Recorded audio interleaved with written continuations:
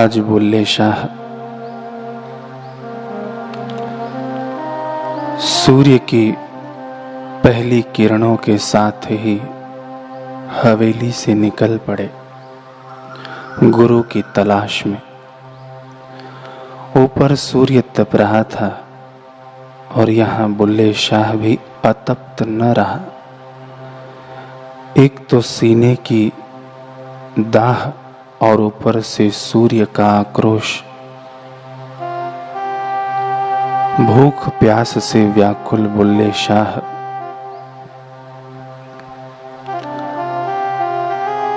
एक इमली के पेड़ के नीचे बैठ गए।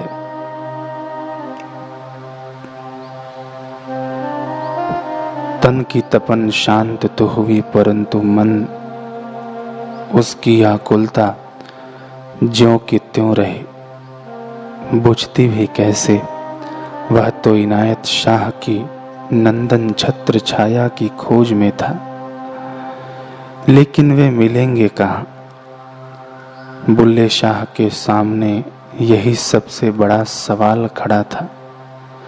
लाहौर कोई छोटा शहर तो न था, कई मीलों तक पसरा हुआ था। अपार जन समुदाय था वहाँ, और फिर शाह इनायत का कोई अता पता भी तो नहीं था। ऐसे में किधर जाए, क्या करे, कैसे ढूंढे उन्हें? कैसे कि पतझड़ में बसंत की तलाश करूं, इस अंधी सुरंग के अंत की तलाश करूं। जिधर देखो दीद रहे हैं बाने ही बाने, इन बानों के भीतर कैसे शाह की तलाश करूं। हे परवरदिगार, रहम कर मेरे मौला, अपने बंदे पर करम कर। दुनिया तो तेरे आगे ऐशो आराम के लिए दामन फैलाती है, तू उन्हें वह भी बख्श देता है। मुँह मांगी मुरादें देता है। तेरे नयन कटोरे तो सिर्फ तेरे, मेरे नयन कटोरे तो सिर्फ तेरे दीदार के प्यासे हैं। रूह तेरे लिए तड़प रही है, क्या मेरी यह दिली फरियाद पूरी नहीं होगी? कदम यूं ही दर बदर भटकते रहेंगे, डगर डगर की खाक छानते रहेंगे। क्या कभी इनके तले मंजिल नहीं बिछेगी? मेरे मालिक, अब तो मेहरबानी कर, सद्गुरु की राह दिखा दे। मैं जानता हूं तेरे निर्गुण रूप का दीद कराने वाला तेरा ही कोई सगुण रूप होगा। उसके कदमों की धूली चूमने को मेरे जिगर में हजारों जिहदे तड़प रहे हैं।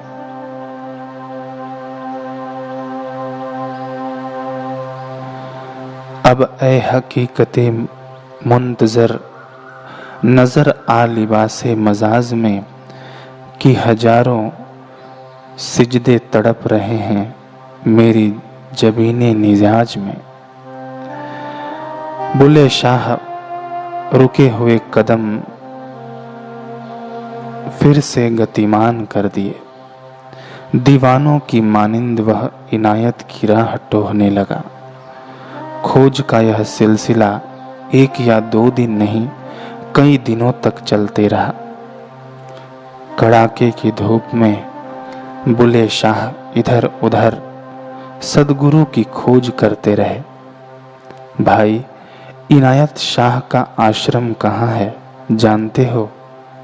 नहीं। इनायत शाह का नाम सुना है? नहीं। पूछते पूछते बुल्ले शाह को कई दिन बीत गए, लेकिन आखिरकार राह मिल ही गई। प्यासे को रूहानी कुएं का पता लग ही गया। बुल्ले शाह पूछते पूछते शाह इनायत की पाक दहलीज तक पहुंच गए। वह नहीं जानता था कि सामने बिछी यह दहलीज उसके लिए नवजीवन का आवाहन है। इससे गुजरकर उसका जीवन आमूल बदल जाएगा। इनायत शाह का आश्रम उसके जीवन भर का आशियाना हो जाएगा। वह सोच भी नहीं सकता था कि आज जिस इनायत शाह को वह ईश्वर प्राप्ति का माध्यम बनाने आया है, आने वाले समय में वे ही सद्गुरु उसकी मंजिल बन जाएंगे, साधन ही साध्य हो जाएगा। वह इनायत के कदमों में बसेगा और इनायत उसकी श्वासों में। इनायत के रूप में उसे केवल मुर्शीद नहीं मिलेंगे, सर्वस्व मिलेगा।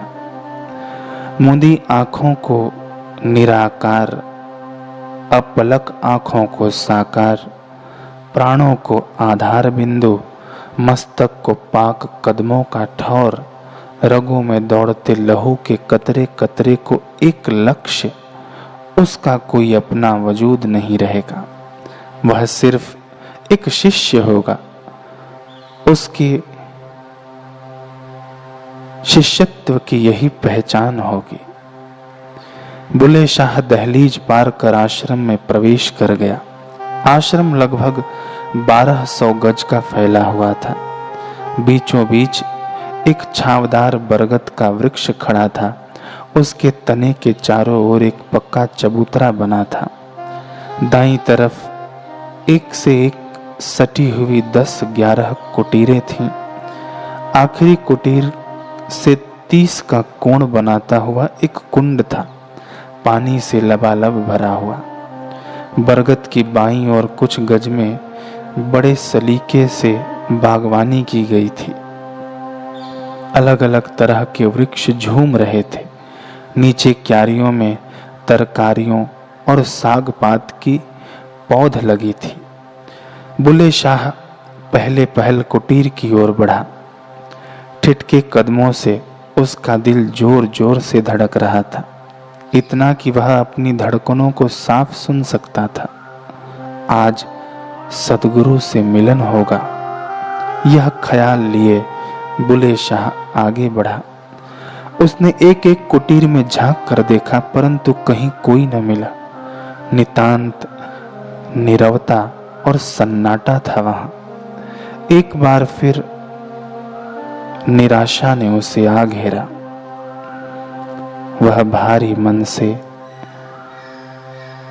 निकास द्वार की ओर मुड़ गया, लेकिन तभी एक युवक ने अंदर प्रवेश किया। बुल्ले शाह ने उससे झट पूछा, हजरत इनायत कहाँ मिलेंगे? युवक ने बगीचे की ओर संकेत कर दिया। बुल्ले शाह ने गौर से इंगित दिशा में देखा। पौधों के झुंड के बीच एक मानवीय आकृति हिलती डुलती दिखाई दी। वह बेसब्र कदमों से उस ओर बढ़ा। पास पहुंचने पर पाया कि वे प्याज की पनीरी बो रहे थे। सफेद बाल, कमजोर शरीर, त्वचा पर झुर्रियां, अंग अंग पर वृद्धावस्था के निशान। उन्हें देखते ही बुल्ले शाह के अंदर संशयों का तूफान खड़ा हो गया। उसने अपने मानस पटल पर गुरु का जो दिव्य चित्र खींचा था, इनायत उससे बिल्कुल अलग थे। उसने तो सोचा था कि खुदाए नूर को दिखाने वाला खुद भी नूरानी व्यक्तित्व होगा, परंतु यह क्या, अधेड़ उम्र, कीचड़ से लथपथ काया, पसीने से तरबतर बदन। बुल्ले शाह के भीतर अहम की नागफनी नाचने लगी। देखते ही देखते उसने अनेकों सवाल फुफकार डाले। इस दीनहीन में क्या रूहानियत होगी? प्याज की पनीरी बोने वाला यह वृद्ध मुझे क्या नूरे इलाही दिखाएगा? क्या इस वृद्ध के पास शास्त्रों का ज्ञान होगा? वाह रे इंसानी फितरत, गुरु सत्ता को भी बाहरी आवरण के आधार पर परखने चली है। नहीं जानती कि गुरु तो ईश्वरत्व का विराट पुंज होते हैं, देहातीत सत्ता है, किसी वेश भेष का गुलाम नहीं, किसी विशेष कर्म में बधा हुआ नहीं। ऐसा नहीं कि उसका रूप मनभावन ही हो, वह ऊंची जाति और संपन्न कुल से संबंध रखता हो। उसकी पहचान तो उनकी ज्ञान निष्ठा होती है, उनकी नूरानी दृष्टि होती है, फिर भी मनुष्य उन्हें कैसे पहचाने। बुल्ले शाह एक आलिम, फाजिल, शास्त्रवेत्ता, महान ग्रंथज्ञ, रिद्धि सिद्धियों का स्वामी इस सूक्ष्म सूत्र से अनजान था। इसलिए फटेहाली के बाने के अंदर छिपे एक शहंशाह को पहचान नहीं पाया। अहम में सराबोर होकर लगा अपनी करामाती शक्तियों का प्रदर्शन करने। सामने एक आम का पेड़ था। बुल्ले शाह ने बिस्मिल्लाह कहा और आमों से लदी टहनियों पर एक नजर डाली। दृष्टि पड़ने की देर थी कि 3-4 आम डालियों का हाथ छोड़कर धड़ धड़ उसकी झोली में आ गिरे। शाह इनायत तुरंत मुड़े और अल्हड़ शेख अंदाजी से बोले, सुन तू मर्दा रहिया, अंब चुराया तुद असाड़ा, दे दे सानो भाइया। ओ भाई, तूने हमारे आम क्यों चुराए? इसी पल वापस कर दे।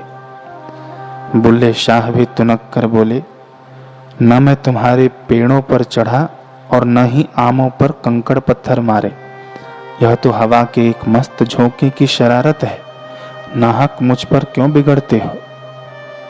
वाह, चोरी भी और चतुराई भी। इनायत बोले, बिस्मिल्लाह पढ़, अंब उतारिया, कितनी है तो चोरी। मैं जानता हूं कि बिस्मिल्लाह कहकर तूने ही मेरे आमों की चोरी की है। बात करते करते शाह इनायत बुल्ले शाह को भांप रहे थे। बातों ही बातों में बुल्ले शाह पर अपनी नूरानी दृष्टि डाल दी। अपनी नजरे पाक से ऐसे तीखे बाण छोड़े जो सीधे बुल्ले के अंतःकरण में जा लगे। क्या कशिश थी इन निगाहों में। सदगुरु की निगाहों में क्या जादू होता है, यह एक शिष्य ही जानता है। यह वही जादुई दृष्टि थी जो जब निजामुद्दीन औलिया ने अमीर खुसरो पर घुमाई थी तो वह सदा सदा के लिए उनका मुरीद हो गया था।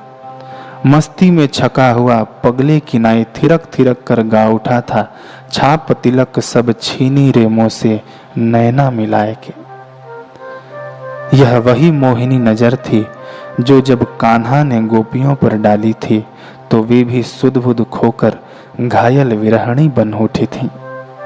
आज बुल्ले शाह भी ठगा सा रह गया।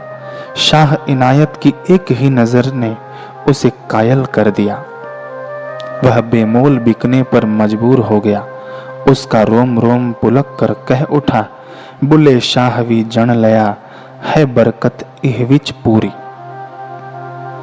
ये कोई साधारण बाबा नहीं, पूर्ण पीर है। इसके नयन प्याले ओह कितने आला हैं, इलाही नूर के झरोखे हैं। बुल्ले शाह के अहम पर करारी चोट लगी। इठलाती नागफनी झुक गई, गर्दन की ऐठन ढीली पड़ गई, सिर भी तना न रह सका और वह उसी पल सदगुरु के चरणों में लौट गया। उन्हीं कीचड़ से सने कदमों में दंडवत प्रणाम करते हुए आत्मा की गहनमत गहराई से बोला, महाराज, मैं बुल्ले शाह हूं, रब को पाने आया हूं। मेरी रूह रो रो कर थक चुकी है। अब इस गरीब को यह दात बख्श दो मेरे मौला, नजरे इनायत कर दो। इनायत शाह बिना कुछ बोले मुड़े और क्यारियों से बाहर निकल आए। बरगद के इर्द गिर्द बनी मुंडेर पर जा बैठे। बुल्ले शाह भी सम्मोहित सा हुआ उनके पीछे पीछे चला आया। उनके चरणों में नीचे कंकड़ीली जमीन पर ही बैठ गया। इस पल उसे न तो अपने सैयद होने का मान था, न रिद्धि सिद्धियों का ध्यान था, न ही विद्वत शास्त्रवेत्ता होने का भान था। भान था तो बस इस बात का कि वह बेहद प्यासा है और सामने सदगुरु के रूप में अमृत का सोता है। वह चातक है और सामने अथाह जल बिंदुएं लिए स्वाति नक्षत्र चमक रहा है। रूह ने दावे से कहा कि उसकी जन्म जन्मांतरों की पीओ पीओ बस इन्हीं चरणों में थमेगी। बुले शाह गुरु के सामने बैठ प्रार्थना करने लगे कि अवगुण वेख न भूल मियाँ रांझा, याद करी उस कारेनु दिल लोचे तख्त हजारेनु। मेरे औलिया, मेरे हिमाकतों और अवगुणों को बिसार दो, याद करो अपने उस अजल के कार्य अर्थात आदि काल के वायदे को, उसे निभा दो। मेरी रूह मुद्दत से परवरदिगार के लिए तड़प रही है, अब उसका नूरानी दीद करा दो। यहां बुल्ले शाह किस वायदे की ओर संकेत कर रहा है? सूफी मत के अनुसार जब खुदा ने सृष्टि की रचना की तो जीवात्मा उससे अलग होकर धरा पर आना नहीं चाहती थी। ऐसे में सृष्टिकर्ता ने उनसे वादा किया, तुम चलो, मैं भी तुम्हारे पीछे पीछे साकार रूप धारण कर जमीन पर उतरूंगा। पीर, औलिया, मुर्शिद, सदगुरु बनकर तुम्हें वापस लिवा ले आऊंगा, अपने में पुनः समा लूंगा।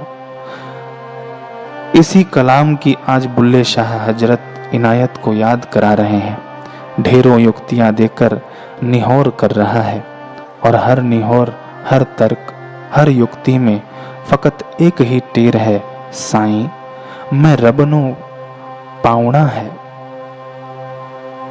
मुझे उससे मिला दे। अब तक इनायत शाह मौन थे, बुल्ले शाह बोल रहा था, वे सुन रहे थे।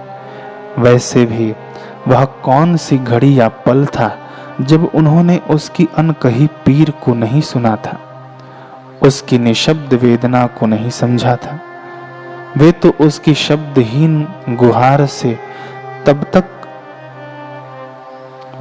भी परिचित थे जब वह उन्हें जानता तक नहीं था। उन्होंने उसकी हर सिसकियों भरी धड़कनों को गिना था। वे उसके हृदय में बैठी ईश्वर जिज्ञासा की पूरी खबर रखते थे। आज फर्क बस इतना था कि बुल्ले शाह अपनी अंदरूनी दर्द को शब्दों का रूप देकर उनके सामने रख रहा था। जब बुल्ले शाह कह चुका तब शाह इनायत मुस्कुराए, क्यारियों की तरफ मुंह किया और बोले, बुल्लिया रबदा की पाना, इधरों पुटना ते उधर लाना। अर्थात बुल्ले शाह, रब का भी क्या पाना, इधर से उखाड़ कर उधर रोपना। बागवानी की शैली में एक सादी सी पंक्ति थी यह, परंतु एक गहरे सूत्र को संजोए हुए, रूहानियत के सारे सार को लिए हुए। इसके जरिए इनायत ने रहस्य उद्घाटन कर दिया कि बुल्ले, अगर ईश्वर को पाना है तो अपने मन को बाहर से समेट कर अंदर रोप दे, अंतर्मुखी हो जा। माया रूप इस बाहरी संसार में ईश्वर को चाहे तो कहीं भी और किसी भी तरह ढूंढ ले, तेरी खोज फल नहीं देगी। भीतर जा, अंदर झांक, नुराहे इलाही वही मिलेगा।